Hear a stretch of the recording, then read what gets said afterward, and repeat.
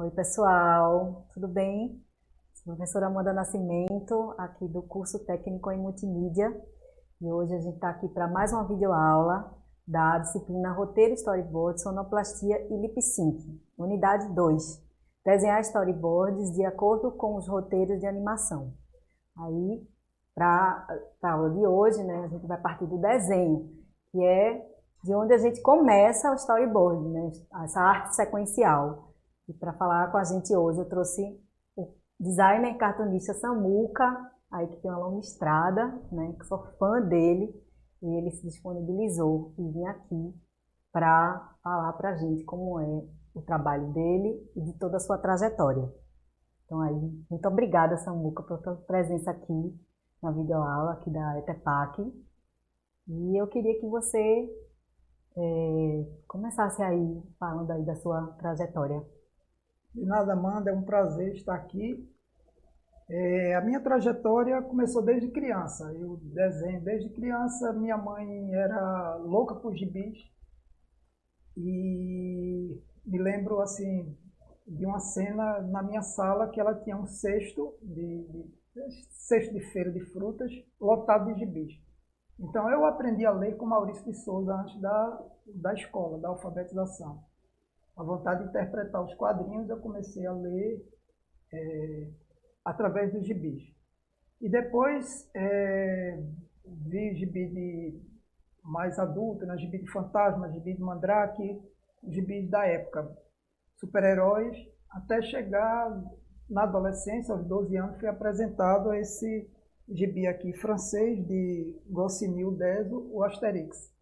E para mim assim foi uma revolução, porque é um gibi que contém cartões dentro da arte sequencial, muitas piadas engraçadas e muito histórico também. Eles têm muitas referências do cinema, da história da estrada romana, das conquistas, não é? E isso foi uma riqueza muito grande e abriu muitos horizontes para mim. A partir daí veio a revista Mad, já com 15 anos de idade, com um humor mais refinado, um humor mais diversificado, tanto no cartoon como nos quadrinhos e como na sátira, né? Então a Mad me deu a oportunidade de ver que não era só o quadrinhos que eu gostaria de fazer. Aí me abriu as portas para o cartoon. A partir da Mad, quando já mais ou menos 18 anos de idade, surgiu a Chiclete com Banana de Angeli Glauco e Laerte, não é? E aí eu colecionava as revistas, corria para a banca, influenciou bastante meu trabalho também.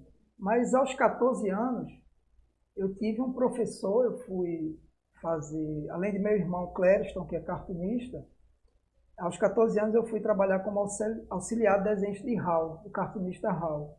E para mim, assim, eu nunca fiz um curso de desenho. Eu acho muito importante quem tem a oportunidade de fazer, para aprender técnicas. E eu era autodidata, mas Hal me direcionou muito, assim, na parte técnica, não é? Então ele foi um excelente professor. Eu aprendi muito com ele e depois fui trabalhar em jornais alternativos, como o Rei da Notícia, Papa Figo, fui colaborador, até ir trabalhar na primeira Folha de Pernambuco, antes dessa que está aí, que era uma Folha de Pernambuco, um jornal em preto e branco. Clériston era o secretário gráfico e eu fiz de tudo ali, desde arte, ilustração, charge. E quando a gente chega no serviço, na redação, também é uma outra escola, né? Você aprender na prática também. Então olha aí, gente, vai também fuçando, lendo o gibi, para poder começar, né?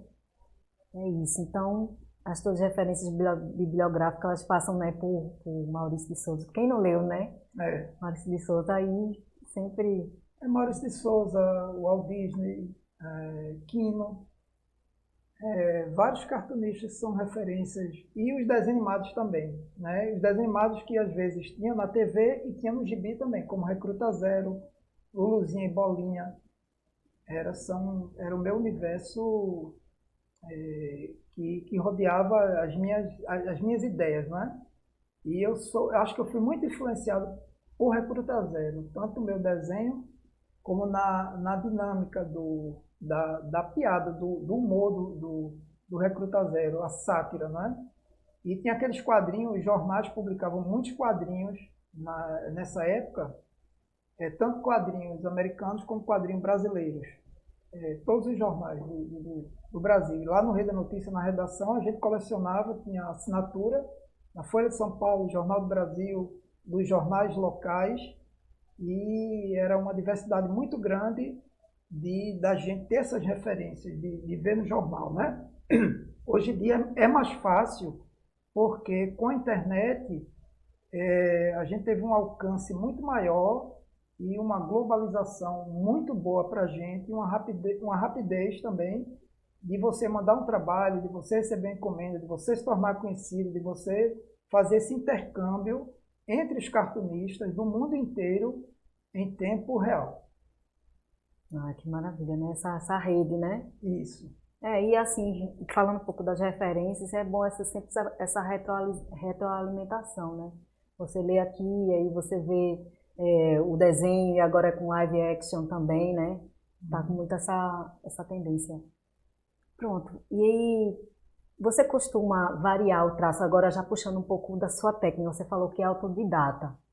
Mas assim, como a gente está falando para estudantes do curso técnico de multimídia, né? Assim, quem está curioso aí, como é assim, de pensar o traço, você varia, tem alguma... que tem gente que nem gosta de falar disso, né? Eu tenho um traço muito peculiar e faço questão de trabalhar ele. Mas como eu passei por redação às vezes você tem que fazer o traço de acordo com a pauta. Aí quando eu exerci também o papel de ilustrador. Na charge eu imprimia o meu traço, o meu formato.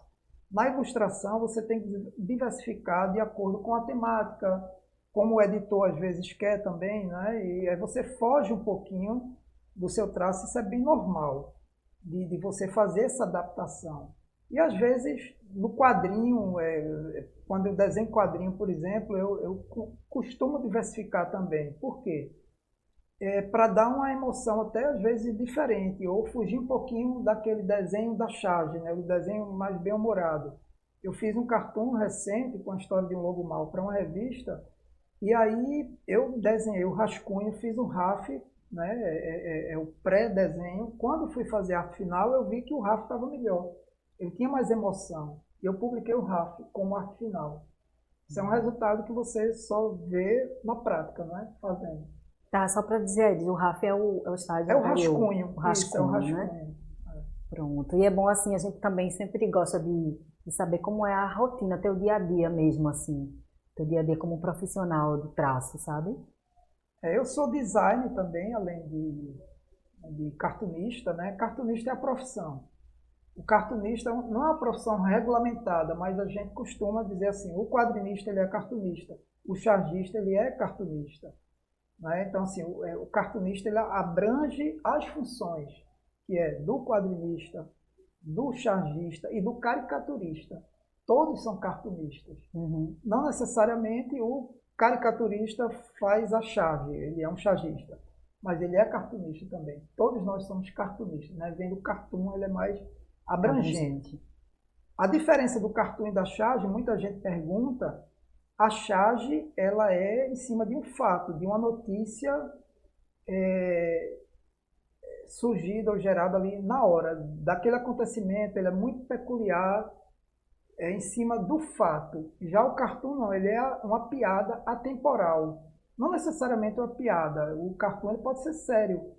Pode ser um cartoon também crítico, de levar reflexão, mas ele é atemporal. A gente pega uma temática mais universal, o cartoon atravessa fronteiras com mais facilidade, e a charge não. A charge, por exemplo, se eu fizer uma charge com o prefeito, com o governador, com o presidente, ela é em cima daquela notícia política ou de um fato, ou com futebol, por exemplo, mas é daquele jogo específico. Não é? Já o cartoon não, o cartoon é diferente. O cartoon, eu posso fazer até um cartoon com futebol, mas eu vou usar uma ideia mais atemporal. Uma ideia que você vê aquele cartoon daqui a 100 anos, ela vai ser lida como se fosse nos dias atuais. Já a charge não, ela é datada.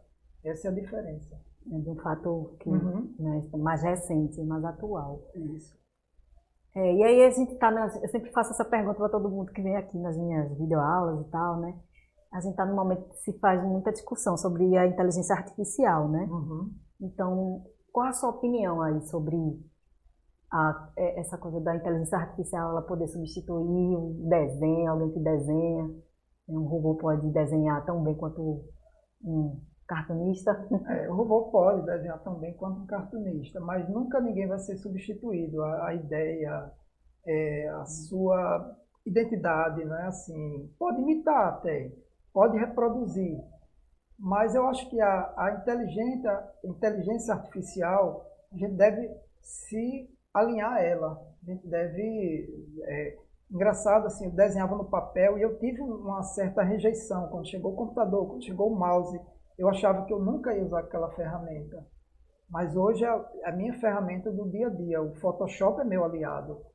Eu desenho ainda muito no papel. Eu desenho direto no mouse, na caneta digital. Ainda desenho no papel. Outros desenhos de uma nova geração já desenham, não sabem nem o que é papel. Desenha direto na arte digital. Mas não tem diferenciação. E aí depois que eu passei por essa fase de um pouco de rejeição no jornal, tínhamos 4 ilustradores no departamento de arte, eu acho que eu fui o último a usar a mesa digital. E aí eu rejeitei, desenhava no papel, era uma pilha de papel do meu lado, assim, acho que derrubei um bocado de árvore, mas isso era para não perder aquela originalidade do traço. Mas, claro, a tecnologia vai melhorando, e aí você vai tendo uma caneta melhor, e aí eu hoje mesclo as duas coisas, né? E a inteligência artificial você deve usar como aliada mesmo, né? De você, sei lá, vai vir tanta coisa, tanta novidade por aí, que, por exemplo, o salão de humor, muitos cartunistas começam a profissão num salão de humor, que existe no mundo inteiro. Piracicaba é o mais antigo, um dos mais antigos do Brasil, e hoje já completou 50 anos, e formou assim, cartunistas que viviam nos bastidores e lançou seu primeiro trabalho em Piracicaba, foi premiado, foi contratado por um jornal. Então, iniciou muita gente, né, com a divulgação, com a premiação. E aí, os salões antigos só aceitavam trabalhos originais, desenhados à mão. Hoje em dia, não, todo mundo já aderiu a receber virtual. Alguns, muitos poucos ainda fazem questão do original, mas é muito raro. Então você vê que, por exemplo, um salão de humor que recebe o original, ele tem o risco do original não chegar, de não ser devolvido, de chegar amassado. Sim. E a tecnologia eliminou isso, né? Claro que a gente tem uma questão de valor. O desenho original ele tem um certo valor, né? Mas ganhou em velocidade, ganhou em praticidade. Né? Até para mandar por Sedex é super caro, né? Isso, Pra ter uma exatamente. segurança de chegar Também organizado. A valores, né? E o que você diria para um estudante de multimídia, caso ele queira seguir aí o caminho do desenho? Primeiro, observar todas as possibilidades, tanto de material quanto de referências, né? Referências de artistas diversos. E não parar de desenhar, né? Assim, você aprende muito na prática, desenhando e observando, e indo em busca de novidades, fazendo cursos legais que apareçam, técnicas de pinturas, técnicas de desenho, e claro, buscar o seu desenho. Também é muito importante isso. Você, às vezes, uma criança ou iniciante, ele tende, e é natural, a imitar um certo desenho até ele se libertar, né? Eu só vim descobrir meu traço na adolescência, mas com muitas observações de outros, de alguém dizer, seu desenho parece com... Até eu descobrir o meu próprio traço natural, mas eu imitava um, imitava outro, fazia uma cópia, uma mistura, né, até surgiu o meu traço. Então tem que se jogar aí, né? Além daquelas Aham. que começa, todo mundo desenha quando é criança, né? Isso. Todo mundo desenha, mas aí você tem que realmente buscar suas referências e E não ter medo de usar a caneta, né? Assim, de você experimentar, por exemplo, o traço, ele para soltar, você às vezes fica com medo, riscando de um lado para outro. Então, se você começar a trabalhar, fazer o circular, esse exercício de manuseio mesmo do lápis, você começa a se soltar. Às vezes, por exemplo, usar uma caneta direta em vez do lápis primeiro. É muito bom, o lápis lhe dá uma segurança de você rascunhar, mas também um exercício, usar direto um lápis da arte final como exercício também é legal. Você dá um salto também. olha aí, gente. Usar a caneta também, não só o lápis. E para acompanhar teu trabalho, Samuca, como é que a gente faz assim?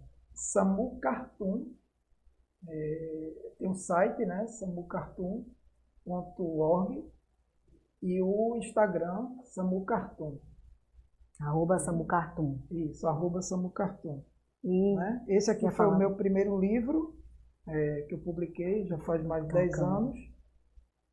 O livro é um livro de cartoon, né, sem palavras, exatamente para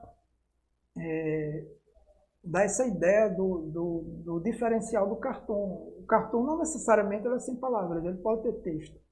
Mas o ideal do cartoon é ele não ter texto, ele ser a própria linguagem, né? O desenho falar por si só, e ser uma linguagem universal, ele ser compreendido em qualquer lugar do mundo. Né? E aí depois disso eu organizei alguns salões de humor aqui também em Pernambuco, né? O primeiro foi esse SIG Mulher, Salão Internacional de Humor Gráfico. E aqui reúne, tem um site também do SIG, SIHG, que tem tanto cartoon, como caricatura, como quadrinhos. A gente conseguiu contemplar todas as funções do universo do humor gráfico nesse salão de humor. Né? Depois do SIG Mulher, teve o Direitos Humanos e, por fim, Literatura, com o tema Literatura. É um salão universal de cartunistas do mundo inteiro. Desde o Irã, que é muito forte, o Irã é muito forte no humor gráfico, Portugal, Argentina,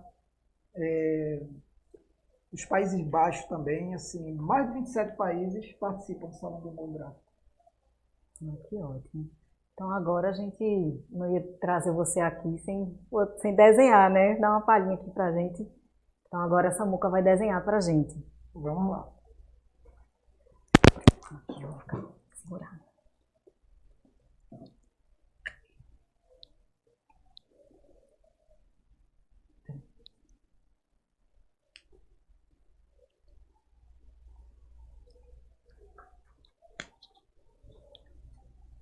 Eu vou aqui fazer um cartoon, e esse cartoon ele pode se transformar numa tira.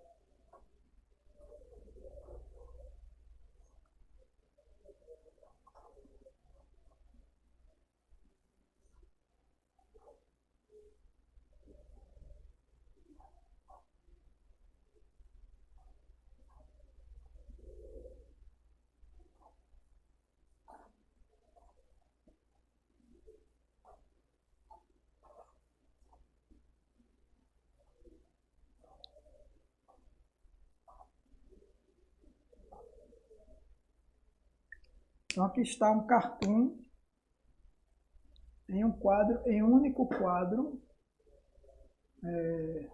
Pinóquio contando uma mentira e a mentira crescendo, crescendo, se transformando até em galhos e daí pode virar até uma árvore. Então como é que a gente faria esse desenho transformar numa tira? É você pegar e dividir esse cartoon em 3 quadrinhos. Por exemplo, uma tirinha em quadrinho, você colocar o primeiro quadrinho nesse plano americano aqui, uma parte do Pinóquio, o segundo quadrinho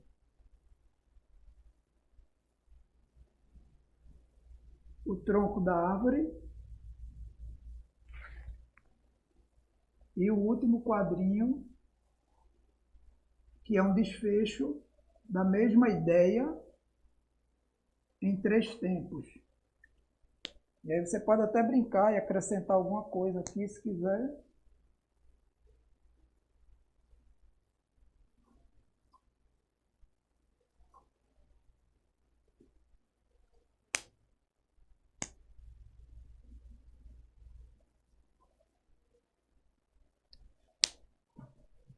Aí.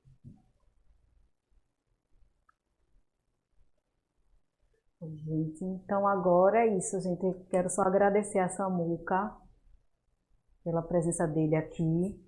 Muito obrigada, Samuca, pela sua presença aqui na videoaula. Nada. E é isso, gente. A gente vai chegando ao fim de mais uma videoaula da disciplina Roteiro e Storyboard, Sonoplastia e Lip Sync. A gente se vê na próxima. Tchau, tchau.